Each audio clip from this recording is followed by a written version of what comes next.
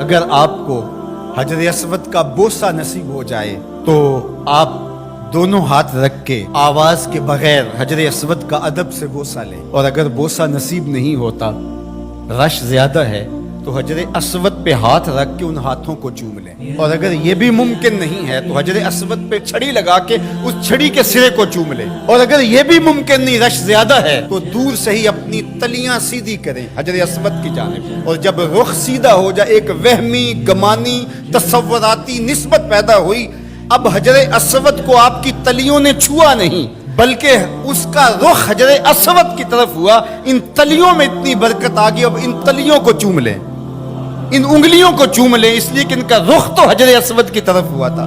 تو جس پتھر پر میرے حضور کے ہونٹ لگے، جس پتھر پر میرے حضور کے لب لگے، اس پتھر کو چومنا بھی عبادت قرار پایا۔ اور پھر اگر تمہیں چومنے کا موقع نہیں ملتا، ہاتھ لگا کے ان ہاتھوں کو چوم لو۔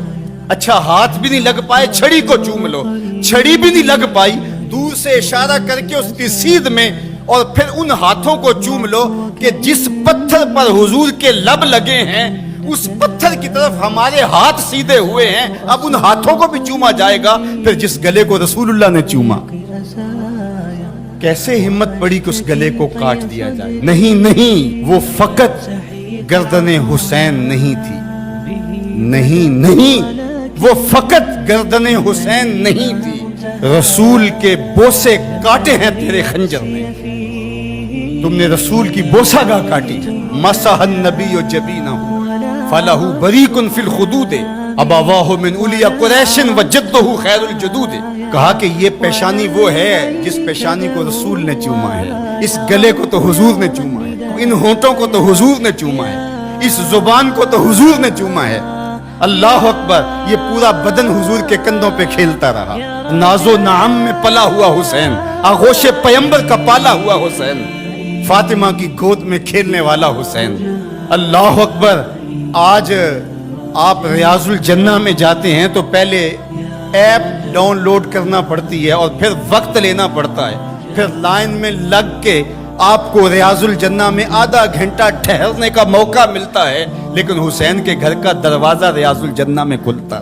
جو کھیلنے کے لیے نکلے تو سامنے مسجد نبوی کا صحن ہے، کبھی پیغمبر کی گود ہے، کبھی زہرا سلام اللہ علیہا کی گود ہے، کبھی مولا کائنات کی گود ہے۔ یہ حسین ابن علی ہیں۔ حضور علیہ السلام گزرتے ہیں اور حضرت امام حسین رو رہے ہیں، تو آقا کریم نے فرمایا حسین کو چپ کرواؤ، اس کا رونا مجھے اذیت دیتا ہے۔ تو بتائیے کہ جب نیزوں پہ حسین ابن علی کو پرویا گیا تو گنبد خضرا میں حضور کی کیفیت کیا ہوگی؟ جن کے دم سے دین کا بھرم قائم تھا، جو چراغے اہل وفا ہیں، جو رسول اللہ صلی اللہ علیہ وآلہ وسلم کی شبیہ تھے، جو عکس جمال مصطفیٰ ہیں، جن کو دیکھ کے محمد عربی یاد آتے ہیں، جو حضور کی گود کے پالے ہوئے، آغوش پیمبر کے پروردہ ہیں، جنہیں حضور اپنا لعاب عطا کرتے ہیں۔ آج اسی حسین کو، پیغمبر کے نواسے کو، 3 دن کے اس پیاسے کو کربلا میں ذبح کرنے کے لیے اسی رسول کی امت نیزے اور برچیاں لیے ٹوٹ پڑی ہے۔ ایک نے نیزہ ماریا وچ سینے، دوجے تیراں دا می برسان لگ پے، وال کعبے دے سجدہ کرنے والے ہتھی آپ ہی کعبے نو ٹان لگ پے۔ بے مروت بے وفا تیرا بھی کیا افسانہ ہے، جس نے اپنی ہی شمع کو گل کیا تو وہ پروانہ ہے۔ حسین تو دین ہے، آپ دین کو ڈھا رہے ہیں۔ دین است حسین، دین پناہ است حسین، حسین منی و انا من حسین، حسین مجھ سے ہے اور میں حسین سے ہوں۔ نبی نے جس حسین کو کہا کہ وہ مجھ سے ہے، آج اسی حسین کو کربلا کے ریگزار میں ذبح کیا جا رہا ہے۔ ادھر سے تیر، ادھر سے تلواریں، ادھر سے نیزے، ادھر سے بالے، ادھر سے برچیاں، اور پیغمبر کا نواسا ان برچیوں والوں کے درمیان گھرا ہوا ہے۔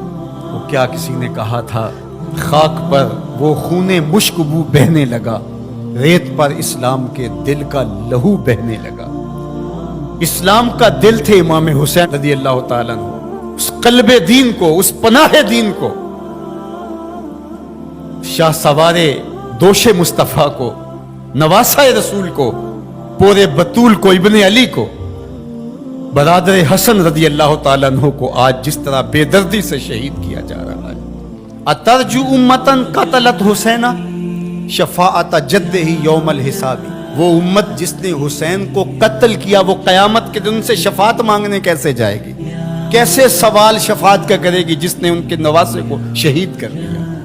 وہ کتنا دردناک منظر ہوگا جب قیامت کے دن سیدہ فاطمہ سلام اللہ علیہا اپنا مقدمہ لے کے رب کے حضور پیش ہوں گی اور حسین کے خون میں لتڑے ہوئے کپڑے اللہ کے حضور پیش کریں گی کہ مالک میں حسین کے خون کا حساب مانگنے آئی.